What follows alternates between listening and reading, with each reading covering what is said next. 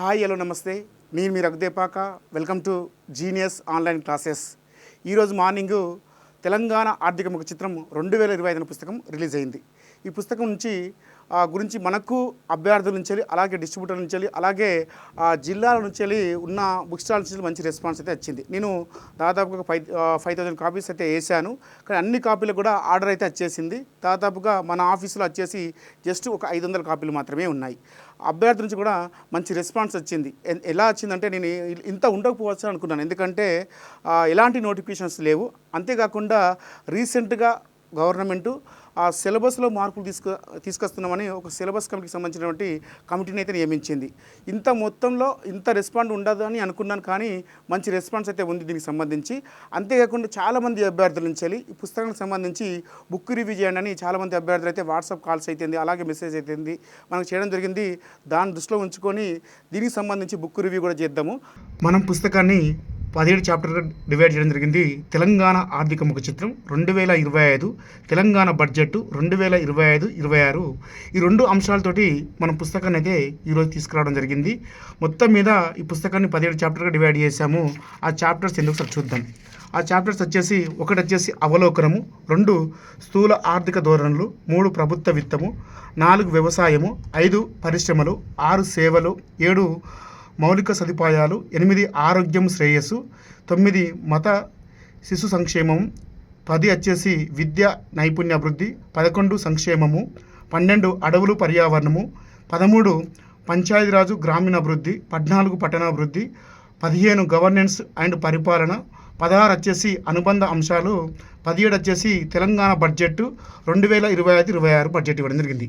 ఈ అవలోకన అంశంలో ముఖ్యంగా మనం గమనించాల్సిన విషయం ఏంటంటే, ఓవరాల్గా ఈ 16 చాప్టర్లలో ఓవరాల్గా ఉన్న అంశాలన్నిటి కూడా ఇక్కడ వాడు ఇవ్వడం జరిగింది. అంటే తెలంగాణ రాష్ట్రం ఎలా ఏర్పడింది, తెలంగాణ యొక్క ఉనికి ఎలా ఉన్నది, అంతేకాకుండా తెలంగాణ యొక్క వ్యవసాయం ఎలా ఉంది, ఆర్థిక విత్తం ఎలా ఉంది, పరిశ్రమలు ఎలా ఉన్నాయి, సేవలు ఎలా ఉన్నాయి, ఆర్థిక మౌలిక సదుపాయాలు ఎలా ఉన్నాయి, మత సంరక్షణ ఎలా ఉంది, ఆరోగ్యం ఎలా ఉంది అనే అంశాలపైన బేస్ చేసుకొని మొత్తం కూడా ఈ 16 చాప్టర్ని ఇక్కడ వాడు ఇవ్వడం జరిగింది. ఉదాహరణకు తీసుకుంటే మనకు ఫస్ట్ పరిచయం, తెలంగాణ యొక్క పరిచయం ఇవ్వడం జరిగింది. తెలంగాణ రాష్ట్రం ఎలా ఏర్పడింది, దాని యొక్క విస్తీర్ణం ఎలా ఉంది, జనాభా పరంగా తెలంగాణ ఎలా ఉంది, అంతేకాకుండా విస్తీర్ణ పరంగా తెలంగాణ ఎలా ఉంది, తెలంగాణలో ఎన్ని మండలాలు ఉన్నాయి, తెలంగాణలో ఎన్ని గ్రామ పంచాయతీలు ఉన్నాయి ఇవ్వడం జరిగింది.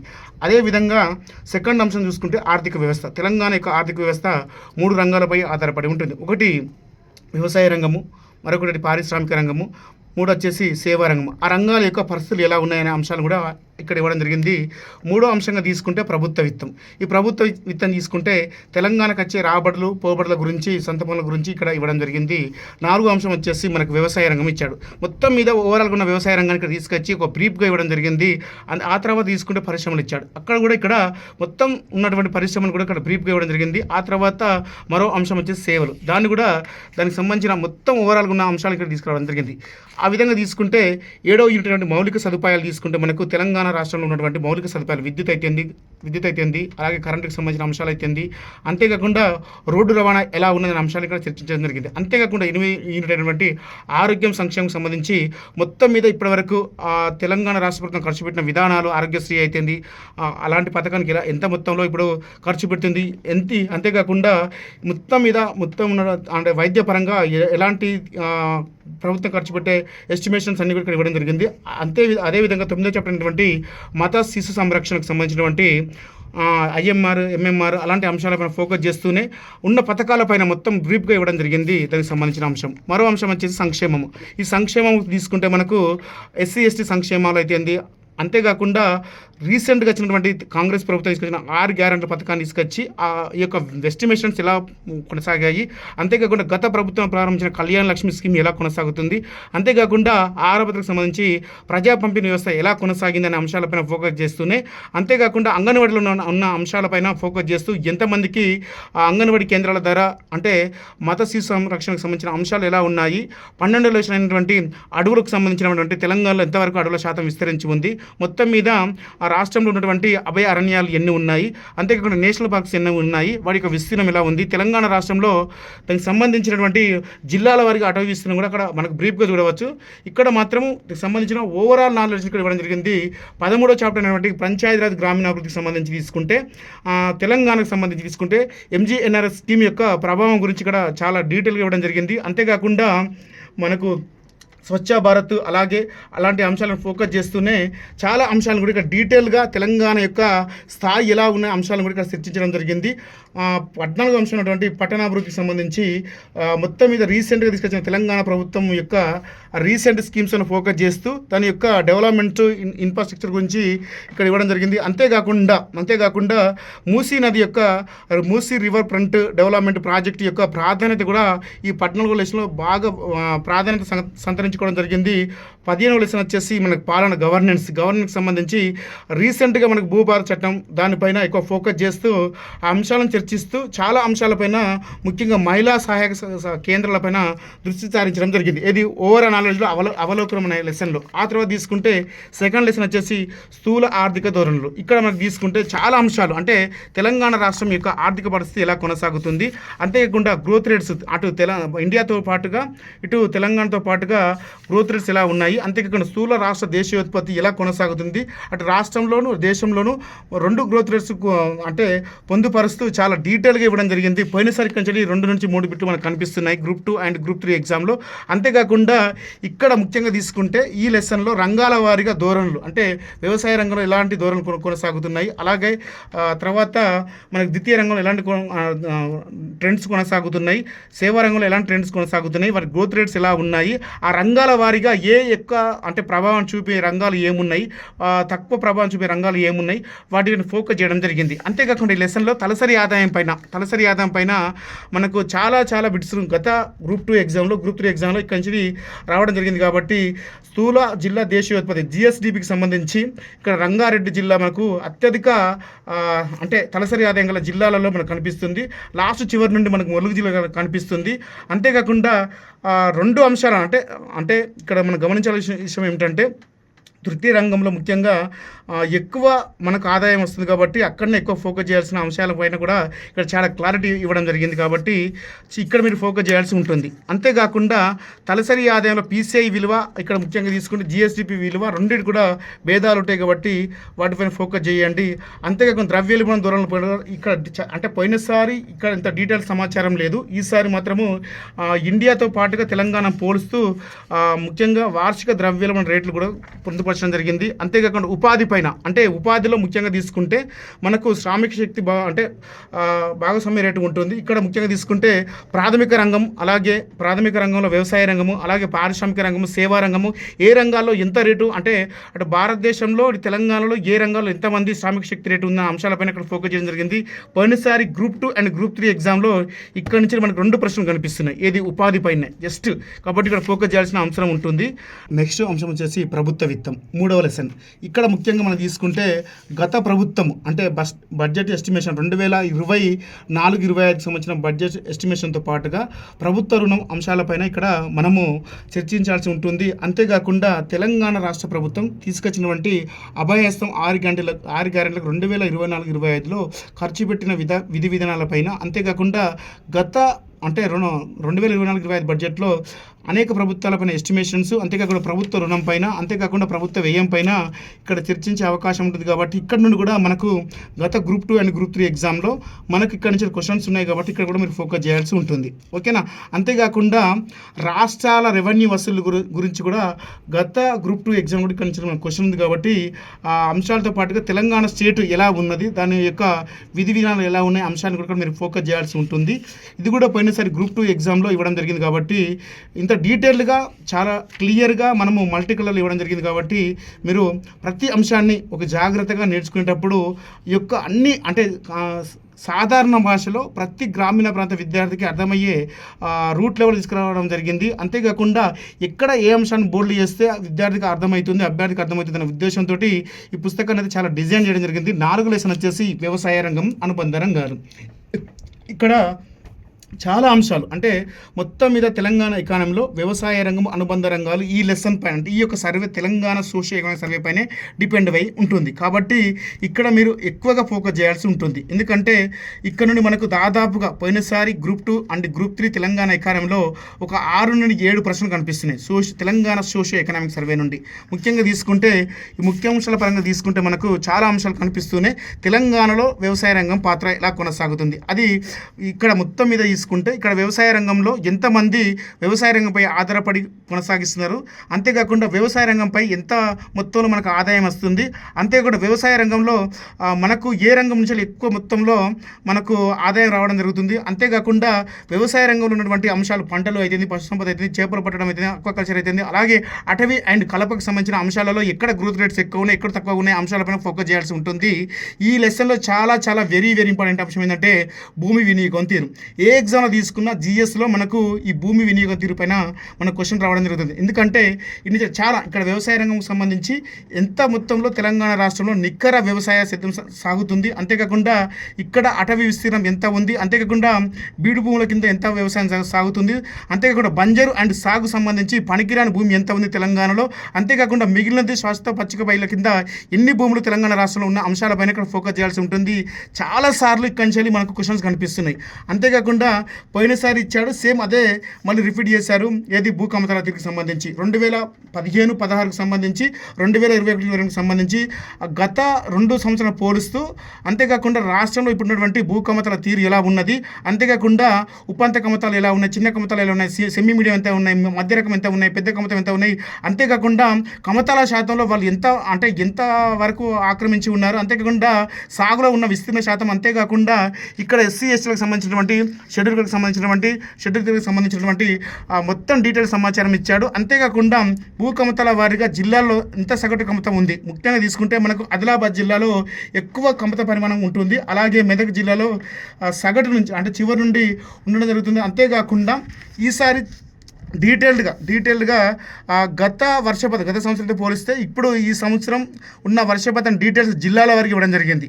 అంటే పోయినసారి ఇంత డీటెయిల్గా ఇవ్వలేదు, ఈసారి ఇవ్వడం జరిగింది. అంతేకాకుండా మనకు పంటల సాగు విధానంలో ఎప్పటికి కూడా తెలంగాణలో వరి పంట, పత్తి పంట, మొక్కజొన్న, సోయాబీన్ పంటల గురించి ఇస్తూనే గత సంవత్సరంతో పోలిస్తూ ఈ సంవత్సరం ఎలా ఉన్నది, దాని యొక్క వృద్ధి రేట్స్ ఎలా ఉన్నాయి ఇవ్వడం జరిగింది.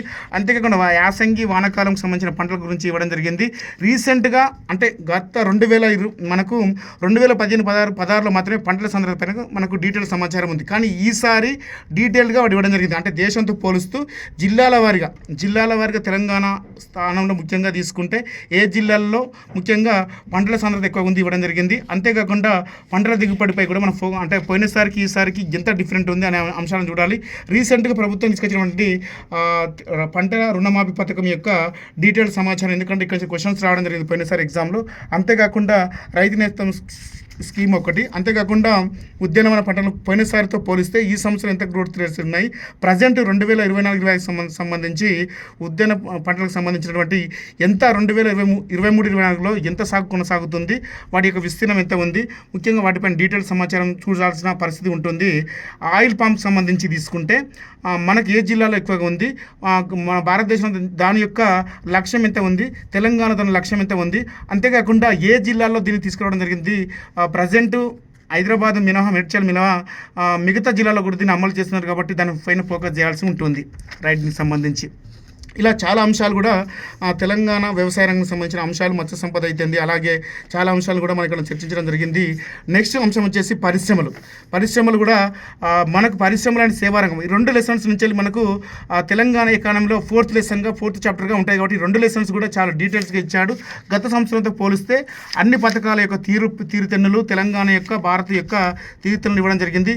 అలాగే తీసుకుంటే ఎంఎస్ఎంఈ యొక్క చట్టం, రీసెంట్ తెలంగాణ చట్టం తీసుకొచ్చిన చట్టాన్ని పొందుపరుస్తూ దాని యొక్క వివరాలు కూడా చాలా స్పష్టంగా ఇవ్వడం జరిగింది.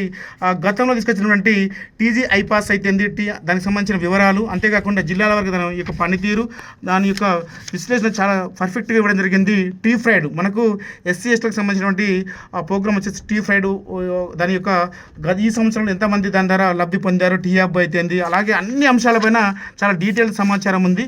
అంతేకాకుండా మనకు గత ఎగ్జామ్లో గ్రూప్ 3 అండ్ గ్రూప్ 2 ఎగ్జామ్లో మనకు ముఖ్యంగా పరిశ్రమలో చాలా బిట్స్ కూడా మనకు కనిపిస్తుంటాయి. ముఖ్యంగా తీసుకుంటే ఎగుమతి రంగం పైన మనకు క్వశ్చన్స్ కనిపిస్తున్నాయి.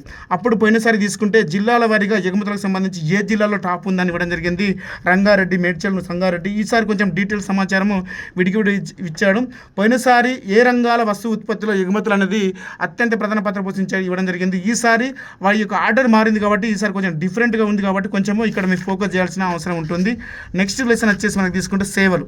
ఈ సేవలు కూడా అలాంటి అంశాలే ఉంటాయి కాబట్టి మనకు industrial sector and service sector రెండు కూడా చాలా ఇంపార్టెంట్ లెసన్స్. ఆ తర్వాత తీసుకుంటే మనకు మౌలిక సదుపాయాలు. ఈ మౌలిక సదుపాయాలు కూడా తెలంగాణ ఎకానమీలో ఇక్కడ నుండి మనకు తెలంగాణకు సంబంధించినటువంటి విద్యుత్ పైన అంటే విద్యుత్ పరిశీలించినప్పుడు మనకు 3 రంగాలలో మనకు విద్యుత్తును వినియోగించుకుంటున్న వ్యవసాయ రంగము, ఒకటి గృహ రంగము, ఒకటి పరిశ్రమలు, ఇతర రంగాలుగా ఇక్కడ ఇవ్వడం జరిగింది. ఏ రంగంలో ఏ జిల్లాల వారిగా డీటెయిల్ సమాచారం ఇవ్వడం జరిగింది. అంతేకాకుండా తెలంగాణ రోడ్డు సాంద్రతకు సంబంధించినటువంటి డీటెయిల్ సమాచారం ఇవ్వడం జరిగింది. తెలంగాణలో ఎన్ని జాతీయ రహదారులు ఉన్నాయి, ఏ జిల్లాలో ఎక్కువగా రోడ్డు కనెక్టివిటీ ఎక్కువగా ఉంది, తక్కువ ఉంది, వాటిపైన డీటెయిల్ సమాచారం ఇచ్చాడు ఈ లెసన్కి సంబంధించి. నెక్స్ట్ వచ్చేసి తీసుకుంటే మనకు ఆరోగ్యం అండ్ శ్రేయస్సు. ఇక్కడ కూడా తెలంగాణ రాష్ట్ర ప్రభుత్వం తీసుకొచ్చిన రీసెంట్ ఆరోగ్యశ్రీ స్కీమ్స్ అయితే తెలంగాణ వ్యాప్తంగా ఉన్న ఇన్స్టిట్యూషన్స్ అయితే వాటి తీరుతెన్నుల గురించి ఇక్కడ ఇవ్వడం జరిగింది దీనికి సంబంధించి. అంతేకాకుండా ఆ సంవత్సరంతో పోలిస్తే ఈ సంవత్సరంలో ఉన్నటువంటి స్కీమ్స్ యొక్క బెనిఫిట్స్ ఎలా ఉన్నాయి వాటిపైన డీటెయిల్ సమాచారం ఉంది కాబట్టి ఇక్కడ మీరు ఫోకస్ చేయాల్సి ఉంటుంది. నెక్స్ట్ వచ్చేసి మత అండ్ శిశు సంరక్షణ అంటే IMR, MMR పైన ఇక్కడ ఫోకస్ చేయాల్సి ఉంటుంది. గత గ్రూప్ 3 ఎగ్జామ్లో ఇక్కడ నుంచి మనకు బిట్టు రావడం జరిగింది కాబట్టి చాలా వెరీ వెరీ ఇంపార్టెంట్. అంతేకాకుండా రక్తదానానికి సంబంధించి ముక్త భారత్ కార్యక్రమం తెలంగాణలో ఎంత స్కోర్ నమోదు చేసింది వాటిపైన మీరు ఫోకస్ చేయండి. అంతేకాకుండా ఎంసీహెచ్ అంటే గతంలో ఉన్నటువంటి కేసీఆర్ కిట్ని వాళ్ళు ఎంసీహెచ్ కిట్గా తీసుకోవడం జరిగింది. అమ్మఒడి స్కీమ్స్ అలాంటి స్కీమ్స్ కూడా మీరు ఫోకస్ చేయండి. అంతేకాకుండా సెంట్రల్ స్కీమ్స్ ఇక్కడ ఉన్నటువంటి తెలంగాణ స్కీమ్స్తో అంటే ఇంటర్లింక్ చేస్తూ అనేక స్కీమ్స్ ఉన్నాయి కాబట్టి వాటిపైన కూడా ఫోకస్ చేయండి. నెక్స్ట్ 10th లెసన్ వచ్చేసి విద్య అండ్ నైపుణ్య అభివృద్ధికి సంబంధించి తీసుకుంటే మనకు తెలంగాణలో ఎలాంటి ఇన్స్టిట్యూషన్స్ ఉన్నాయి, రీసెంట్ గవర్నమెంట్ తీసుకొచ్చినటువంటి మనకు తీసుకుంటే చాలా అంశాలు కూడా ఇక్కడ మనకు కనిపిస్తున్నాయి. ముఖ్యంగా యంగ్ ఇండియా ఇంటిగ్రేటెడ్ రెసిడెన్షియల్ స్కూల్స్కి సంబంధించినటువంటి దానిపైన ఫోకస్ చేయాల్సి ఉంటుంది. ముఖ్యంగా దానిపైన ఈసారి మనకు క్వశ్చన్స్ వచ్చే అవకాశం ఉంది. ఎందుకంటే గవర్నమెంట్ దాన్ని ప్రతిష్టాత్మకంగా తీసుకుంటుంది కాబట్టి అక్కడ క్వశ్చన్స్ వచ్చే అవకాశం ఉంది. అంతేకాకుండా ఈ యొక్క లెసన్లో చాలా స్కీమ్స్ కూడా మనకు సెకండ్ లెసన్లో తెలంగాణ ఎకానమీలో సెకండ్ లెసన్లో ఇంటర్లింక్ అయి ఉంటాయి కాబట్టి వాటిపైన ఫోకస్ చేయండి. ఓకేనా. నెక్స్ట్ వచ్చేసి మనం తీసుకుంటే మనకు సంక్షేమం. ఈ సంక్షేమం లెసన్ నుంచే తెలంగాణ రాష్ట్ర ప్రభుత్వం తీసుకొచ్చుకున్నటువంటి 6 గ్యారెంటీల అభయహస్తం స్కీమ్స్ యొక్క విధి విధానాలు ఎలా ఉన్నాయి, ఏ స్కీమ్స్కి ఎంత ఖర్చు పెట్టారు గతంలో, ఇప్పుడు యొక్క వాటి యొక్క తీరుతెన్నులు ఎలా ఉన్నాయి. ముఖ్యంగా తీసుకుంటే మనకు గృహజ్యోతి అయితేంది, మహాలక్ష్మి అయితేంది, అలాగే రీసెంట్ స్కీమ్స్లలో ముఖ్యంగా మనకు ఇందిరమ్మ ఇల్లు అయితేంది, ఆ తర్వాత షాదీ ముబారక్ అయితేంది, కళ్యాణ లక్ష్మి అయితేంది, విదేశీ విద్య కోసం అయితేంది, ఇట్లా ఇక్కడ చాలా అంశాలు కూడా రాష్ట్ర ప్రభుత్వం తీసుకొచ్చిన అనేక స్కీమ్స్ పైన ఫోకస్ చేయాల్సి ఉంటుంది. చాలా స్కీమ్స్ కూడా ఇక్కడ ఉన్నాయి కాబట్టి ఫోకస్ చేయండి. గతంతో పోలిస్తే ఈ సంవత్సరంలో వాటి యొక్క రేట్ అంటే వృద్ధి రేట్స్, అంతేకాకుండా లబ్ధిదారుల వివరాలు, ఎప్పుడు ప్రారంభించారు, ఎలా ప్రారంభించారు అంశాలపైన ఫోకస్ చేయాల్సి ఉంటుంది. ఇక్కడ ఈ లెసన్లు తీసుకుంటే మనకు ప్రజా పంపిణీ వ్యవస్థ పైన చాలా డీటెయిల్ సమాచారం ఇచ్చాడు. ఎంతమందికి ఎన్ని రేషన్ షాప్స్ ఉన్నాయి, రాష్ట్ర వ్యాప్తంగా ఎంతమంది లబ్ధి పొందుతున్నారు వాటిపైన మొత్తం కూడా డీటెయిల్ సమాచారం ఇక్కడ ఇచ్చారు. అంతేకాకుండా అనుబంధ అంశాలలో కూడా అక్కడ డీటెయిల్ సమాచారం ఉంది. నెక్స్ట్ అంశం తీసుకుంటే మనకు అడవుల పర్యావరణం. తెలంగాణ రాష్ట్రంలో ఉన్నటువంటి అడవుల పర్యావరణం గతంలో టీఆర్ఎస్ ప్రభుత్వం తీసుకొచ్చినటువంటి హరితారం స్కీమ్స్కి వీళ్ళు తీసుకొచ్చిన వన మహోత్సవం స్కీమ్స్కి డిఫరెన్స్. అంతేకాకుండా ఈ స్కీమ్ యొక్క అంటే ఎలా కొనసాగుతుంది తెలంగాణలో వాటిపైన చాలా డీటెయిల్ సమాచారం ఇచ్చాడు. అంతేకాకుండా తెలంగాణ రాష్ట్రంలో మనకు తెలంగాణలో అటవీ విస్తీర్ణం ఎంత శాతం ఉంది, ముఖ్యంగా జిల్లాల వారీగా ఎంత అటవీ విస్తీర్ణం ఇచ్చాడు. ఈసారి కొంచెం పోయినసారితో పోలిస్తే ఈసారి తెలంగాణ రాష్ట్రంలో మనకు ముఖ్యంగా తీసిన ములుగు జిల్లా వచ్చేసి 64.64 ఉంది. పోయినసారి 73 చేంజ్ ఉండేది.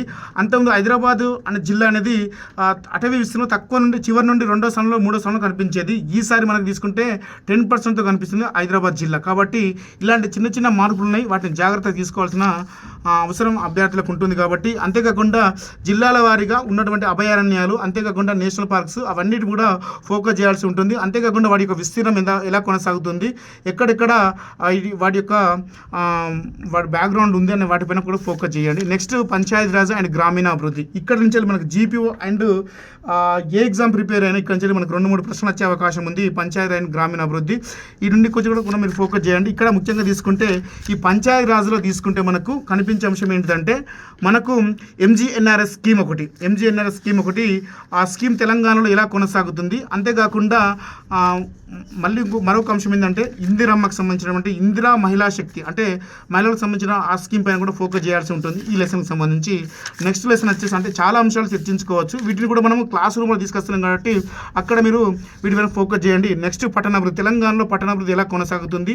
ముఖ్యంగా ఈ లెసన్లో 4th సిటీ గురించి డీటెయిల్ సమాచారం ఉంది. 4th సిటీ గురించి సమాచారం ఉంది కాబట్టి ఇక్కడ ఫోకస్ చేయండి. నెక్స్ట్ లెసన్ వచ్చేసి చాలా అంశాలు మాట్లాడుకోవాల్సి ఉంటుంది కానీ ఇక్కడ వీడియో పెద్దదవుతుంది, అభ్యర్థులకు చాలా ఇబ్బంది పడే అవకాశం ఉంటుంది కాబట్టి పుస్తకం చూపించాలి కాబట్టి పుస్తకం చూపించే బాధ్యతగా ప్రతి అంశాన్ని కూడా చూపిస్తున్నాం కాబట్టి నెక్స్ట్ లెసన్ వచ్చేసి మనకు గవర్నెన్స్ అండ్ పరిపాలన.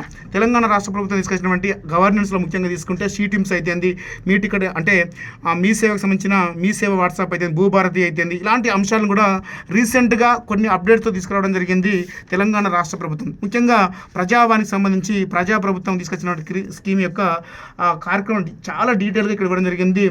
ఈ యొక్క స్కీమ్ ద్వారా ఎంతమంది లబ్ధి పొందారు, ఈ యొక్క గతంలో ఉన్నటువంటి లోపాలను సరిచేస్తూ అనే డీటెయిల్ సమాచారం ఇక్కడ ఇవ్వడం జరిగింది కాబట్టి ఇక్కడ ఫోకస్ చేయండి. ఇక్కడ పెద్దగా క్వశ్చన్స్ ఏం రాకపోవచ్చు కానీ చాలా అంటే గవర్నమెంట్ కార్యక్రమాలపైన అవగాహన ఉండడం కోసం ఇక్కడ ఇవ్వడం జరిగింది. చాలా అంశాలపైన చాలా డీటెయిల్ సమాచారం ఉంది. నెక్స్ట్ లెసన్ వచ్చేసి అనెక్సరీ అంటే అనుబంధ అంశాలు. ఈ అనుబంధ అంశాలు తీసుకుంటే మనకు అన్ని యొక్క అంటే జిఎస్డిపి అయితేంది అన్ని అనేక అంశాలపైన మొత్తం ఏది చాలా టేబుల్స్ కూడా ఇవ్వడం జరిగింది కాబట్టి జనాభాకు సంబంధించి పురుష నిష్పత్తి అయితేంది, అలాగే విద్యుత్ కనెక్షన్స్ అయితేంది, చేయూత స్కీమ్ కింద ఎంతమంది లబ్ధిదారులు జిల్లాల వారికి అన్ని డీటెయిల్ సమాచారం ఉంది. నెక్స్ట్ లెసన్ 17వ చాప్టర్ వచ్చేసి మనకి తీసుకుంటే తెలంగాణ రాష్ట్ర బడ్జెట్ పథకాల కేటాయింపులు, వాటి యొక్క పన్నేతర ఆదాయము, అలాగే పన్ను ఆదాయము, అలాగే తలసరి ఆదాయము, అప్పుల గురించి డీటెయిల్ సమాచారం ఉంది. వడ్డీ చెల్లింపుల గురించి, పథకాలకు సంబంధించి వ్యవసాయ రంగానికి అయితేంది, ఆరోగ్యంకి అయితేంది, అనేక సంక్షేమ స్కీమ్స్కి సంబంధించి అనేక అంశాలపైన ఎంత కేటాయింపులు జరిగాయి, గత సంవత్సరంతో పోలిస్తే ఈ సంవత్సరం యొక్క కేటాయింపులు ఎలా కొనసాగాయి. మనకి ఈ పేజీ నుండే జస్ట్ ఇక్కడ నుండే గ్రూప్ 1 ఎగ్జామ్లో బిట్ రావడం జరిగింది. ఇక్కడ నుండే జస్ట్ ఇక్కడ ఈ పేజీ నుంచే కాబట్టి పోయిన గ్రూప్ 2 అండ్ గ్రూప్ 3 ఎగ్జామ్లో బడ్జెట్ పైన కనీసం 6 నుండి 5 ప్రశ్నలు కనిపిస్తున్నాయి 2 ఎగ్జామ్స్లో మొత్తం కలిపి. కాబట్టి ఇక్కడ ఫోకస్ చేయాల్సి ఉంటుంది. ఈ బుక్కి సంబంధించి మనకు ఆన్లైన్లో raghudeepaka.com అనే వెబ్సైట్లో లభిస్తుంది. అంతేకాకుండా మీరు కావాలని 50% ఆఫర్ కనుకుంటే మన యొక్క జీనియస్ ఆఫీస్ వచ్చేసి చిక్కడపల్లి మెట్రో కింద 1132 పిల్లర్ నెంబర్ ఉంటుంది. ఎప్పుడైనా రావచ్చు, వచ్చి తీసుకోవచ్చు. అందరికి కూడా పుస్తకం తీసుకుంటే చాలా మంచిది. ఎందుకంటే తెలంగాణ ఎకానమీ అనేది మొత్తం కూడా Telangana socio economic survey and Telangana budget పైన డిపెండ్ అయి ఉంటుంది కాబట్టి ఈ పుస్తకం తీసుకోండి. మీ యొక్క తెలంగాణ ఎకానమీలో అత్యంత స్కోర్ చేసే బుక్గా ఇది ఉంటుందని కోరుకుంటూ అందరికి కూడా all the best. Thank you and right.